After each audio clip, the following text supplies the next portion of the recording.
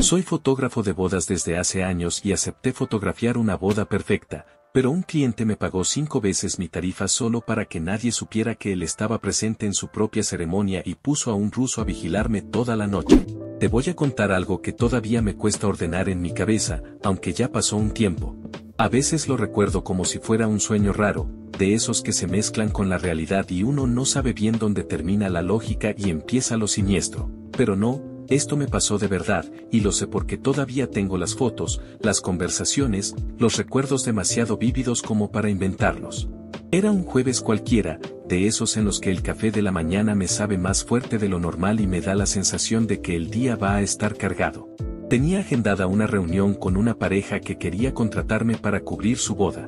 Nada fuera de lo común, me dedico a esto hace años, ya estoy acostumbrado a novias nerviosas, novios que preguntan por los descuentos, suegras metidas hasta en la elección del color de las flores. Siempre es más o menos lo mismo.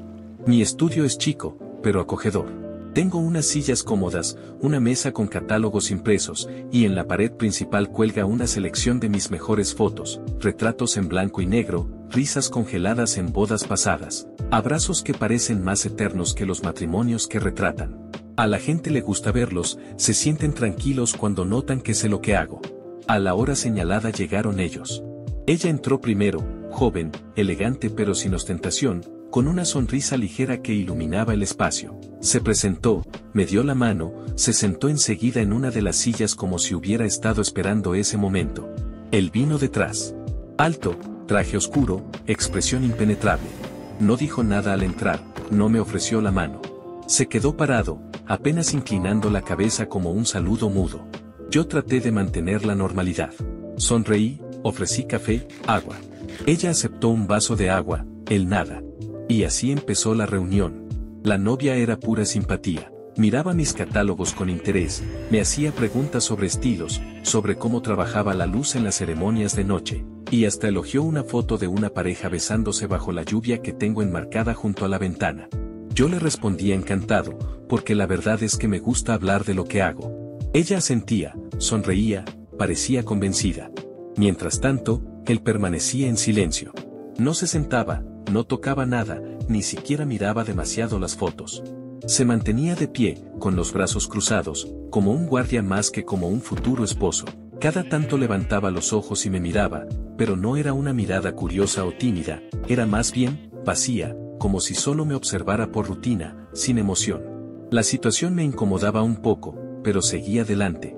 Después de mostrar mi portafolio, le expliqué mis paquetes, la cobertura completa de ceremonia y fiesta, el álbum digital, las copias impresas, todo el combo. Y entonces, con la naturalidad de siempre, solté el precio, $5,000. Ahí el ambiente cambió. Ella, que hasta ese momento no había parado de hablar, de pronto se quedó callada. Y él, el silencioso, fue el que abrió la boca por primera vez. Su voz era grave, pausada, casi hueca. Yo pago $25,000 por el servicio, dijo, sin rodeos. Pero hay una regla que no debe romperse. Me quedé helado. No entendía nada. 25,000. 5 veces lo que había pedido. Mi cerebro empezó a trabajar a toda velocidad, buscando la trampa. ¿Quién ofrece tanto dinero de la nada? Y sobre todo, alguien que ni siquiera parecía interesado en mi trabajo. Él continuó, con el mismo tono vacío. Considere los 20,000 extra como un incentivo para no romper la regla. El aire se me hizo pesado. Traté de mantener la calma, pero por dentro tenía un nudo en el estómago. Me atreví a preguntar, casi en un susurro, ¿y cuál sería esa regla? El tipo me miró fijo. Fue la primera vez que sentí que realmente me estaba prestando atención. Sus labios se movieron despacio, como si cada palabra estuviera medida. Yo no puedo aparecer en ninguna foto. La novia, los invitados, todo normal. Pero yo no. Ni de refilón, ni por accidente. Cualquiera que vea las fotos después debe pensar que no hubo un novio en la ceremonia. ¿Puede hacer eso? Sentí un escalofrío recorriéndome la espalda. Algo dentro de mí me decía que debía decir no, que era una locura aceptar. ¿Qué clase de persona quería borrarse de su propio matrimonio? ¿Qué historia había detrás? Pero también, $25,000 sonaban demasiado fuerte en mi cabeza. Y mientras dudaba, lo único que pensaba era, ¿por qué alguien que ni siquiera mostró interés en mis fotos pagaría tanto? Me quedé mirándolo, con la boca seca, intentando decidir si iba a meterme en ese trato o salir corriendo. Acepté. Todavía no sé bien por qué. Supongo que fue la suma, la absurda cantidad de dinero que me ofrecía. Uno siempre se dice a sí mismo que no se vende, que la ética, que la coherencia, pero cuando alguien te pone sobre la mesa 5 veces más de lo que pediste, las dudas se vuelven más blandas de lo que te imaginabas. Y ahí estaba yo, dándole la mano, sintiendo su palma fría, casi rígida, mientras mi voz salía con un hilo de seguridad fingida: «Está bien, puedo hacerlo». La novia sonrió, como si no hubiera nada extraño en aquel acuerdo. De hecho, parecía aliviada de que yo aceptara tan rápido. Él, en cambio, no sonrió, pero asintió levemente, como quien confirma que un trato se cerró.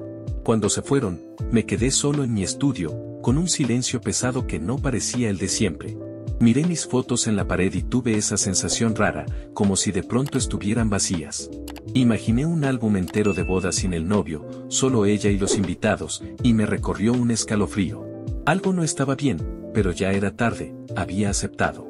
Los días siguientes traté de convencerme de que no era tan grave. Es un capricho raro, nada más, pensaba. Hay gente excéntrica, millonarios que quieren cosas raras para sentirse especiales. Quizás era uno de esos. Quizás. Pero cada vez que recordaba su voz, esa manera de decir «no puedo aparecer», me volvía el malestar. El gran día llegó. Yo, como siempre, llegué antes de la hora, con mis cámaras listas, baterías cargadas, tarjetas de memoria nuevas. El lugar de la ceremonia era hermoso, un salón amplio, lleno de ventanales y luz natural, decorado con flores blancas y un pasillo de terciopelo rojo que llevaba al altar. Mientras acomodaba mis cosas, empezaron a llegar los invitados. Los de la novia primero, mujeres elegantes, amigos sonrientes, primos que se saludaban entre risas. Todo parecía cálido, normal, como en cualquier boda. Pero cuando empezaron a llegar los invitados de él, la atmósfera cambió. Eran pocos, todos hombres, vestidos de manera impecable pero seria, con rostros duros, como si estuvieran en un funeral en lugar de una fiesta. Nadie sonreía, nadie hablaba demasiado. Se ubicaron en silencio, apenas con gestos secos entre ellos. Y entonces apareció el novio. Caminó hacia mí con esa misma presencia que me había inquietado en la oficina, como si su sombra se adelantara un segundo antes que él. A su lado venía un hombre que no había visto antes, corpulento, calvo, con una cicatriz larga en la ceja izquierda. Su traje le quedaba ajustado, como si hubiera sido hecho para alguien más delgado, pero aún así se movía con seguridad. «Este es Dimitri», dijo el novio, presentándolo con voz hueca. «Él se encargará de que cumplas la regla». Yo asentí sin saber bien qué cara poner. Dimitri me miró a los ojos, sin sonreír, sin decir palabra. Solo un vistazo profundo, como si quisiera grabar mi cara en su memoria para siempre. Tenía un acento marcado cuando finalmente habló: «Hacer bien tu trabajo». No supe qué contestar. Apenas murmuré un sí y bajé la mirada hacia la cámara, fingiendo revisar los ajustes. La ceremonia comenzó puntual. La novia entró radiante, todos los flashes la acompañaron. Yo me movía con la naturalidad de siempre, pero cada vez que el novio se acercaba a mi ángulo, mi cuerpo reaccionaba solo, bajaba la cámara, esperaba a que se apartara y recién entonces volvía a disparar. Era agotador. Me sentía observado todo el tiempo. Dimitri estaba siempre a un par de metros, vigilando cada movimiento mío, como una sombra permanente. Y el novio parecía tener una especie de radar. Cada vez que yo levantaba la cámara, él se giraba o caminaba en dirección contraria, como si supiera exactamente dónde estaba el lente. Llegó la hora de la fiesta y pensé que tal vez ahí las cosas serían más fáciles, pero no.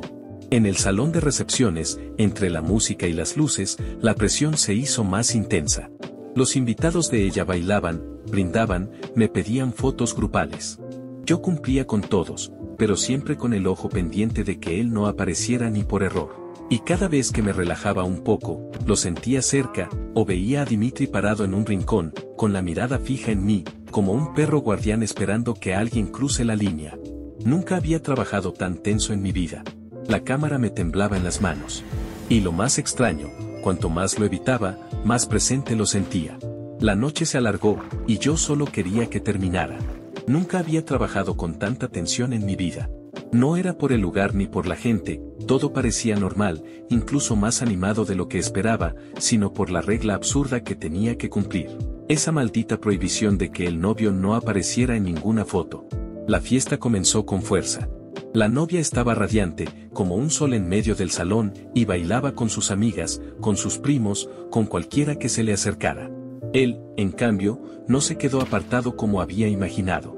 Al contrario, se movía de mesa en mesa, charlaba con los familiares de ella, levantaba copas en brindis improvisados, hasta contaba chistes que provocaban carcajadas sinceras. Era normal. Demasiado normal. Y ese contraste era lo que me descolocaba más. Frente a los demás era un marido ejemplar, atento, simpático, encantador. Nadie sospechaba nada. La novia, sobre todo, lo miraba con un brillo en los ojos que me desconcertaba. Había ternura en su forma de apoyarse en su hombro cuando él le ofrecía una copa, complicidad cuando compartían una risa. No había rastros de frialdad, ningún gesto raro. Para ella, él era el hombre perfecto, y parecía convencida de estar viviendo la noche más feliz de su vida. Yo, mientras tanto, transpiraba como loco. Cada vez que miraba por el visor, tenía que calcular los ángulos como si estuviera desarmando una bomba. Él estaba en todas partes, siempre rodeado de gente, siempre en medio de la acción. Y mi tarea era exactamente borrarlo del relato visual de la boda. Hubo un instante en que casi meto la pata. Estaba sacando fotos de un grupo de amigos de la novia que posaban con copas en alto, y cuando revisé la pantalla de la cámara, vi su silueta justo al fondo, desenfocada pero inconfundible. Sentí un latigazo en el pecho. Inmediatamente borré la foto, sin pensarlo dos veces. Miré alrededor, Dimitri estaba a unos metros, observándome con esa calma vigilante. No dijo nada, pero la forma en que entornó los ojos me dejó claro que había notado mi error. Cada disparo de la cámara se convirtió en un ejercicio de malabarismo. Si el novio hablaba con los tíos de la novia, yo me movía para que su espalda quedara fuera de cuadro. Si bailaba con el grupo, yo me concentraba en los que estaban alrededor y usaba aperturas cerradas para recortar el plano. Inventaba excusas para que los invitados se reacomodaran, acérquense más, déjenme este espacio, un poquito hacia acá. Todo para mantenerlo invisible. Lo extraño era que, para todos, aquello era una boda perfecta. No había tensión en el aire, no había caras serias, nadie parecía percatarse de lo raro del encargo que me habían hecho. Todos reían, todos brindaban, todos celebraban. Solo yo llevaba encima ese peso invisible, como si estuviera siendo obligado a jugar un papel en una obra que los demás ignoraban. Y cada vez que me relajaba un poco, sentía los ojos de Dimitri clavados en mí. A veces desde la pista, a veces desde un rincón oscuro del salón. No necesitaba hablar, su sola presencia me recordaba cuál era mi límite. Las horas pasaron, y cuando la música empezó a bajar y los invitados comenzaron a despedirse, sentí un alivio que casi me mareó. Guardé las cámaras con cuidado, revisando 3 veces que no hubiera ninguna foto sospechosa. Solo entonces respiré con algo de calma. Me fui del lugar con la sensación de que el trabajo más extraño de mi vida había terminado. Llegué a casa tan agotado que ni siquiera tuve fuerzas para revisar el material esa misma noche. Dejé el equipo sobre la mesa, me quité los zapatos en la entrada y me tiré en la cama con la ropa puesta. Pero el sueño no vino fácil. Cerraba los ojos y todavía veía la cara de Dimitri mirándome desde algún rincón del salón, o el movimiento del novio atravesando la pista de baile justo fuera de mi encuadre. Era como si las imágenes siguieran vivas, zumbando en mi cabeza. A la mañana siguiente, todavía con esa resaca de cansancio, preparé un café fuerte y me senté frente al ordenador. Inserté la tarjeta de memoria y empecé a pasar las fotos. Lo primero que sentí fue alivio, todo estaba en orden. Había logrado documentar la boda con naturalidad, captando las risas, los brindis, los abrazos. Y, milagrosamente, ni un solo rastro de él. Era como si realmente no hubiera existido. Ese era justamente el problema. Mientras pasaba de una foto a otra, empecé a darme cuenta de lo extraño que se veía el álbum sin la presencia del novio. Había imágenes de ella entrando, de sus padres llorando de emoción, de amigos levantando copas. Pero en ningún momento había una mano masculina sosteniéndola en el altar, ningún rostro masculino a su lado durante el primer baile. Era como si alguien hubiera editado la historia en tiempo real para borrar una de las figuras principales. Y eso me produjo un vacío en el estómago difícil de describir.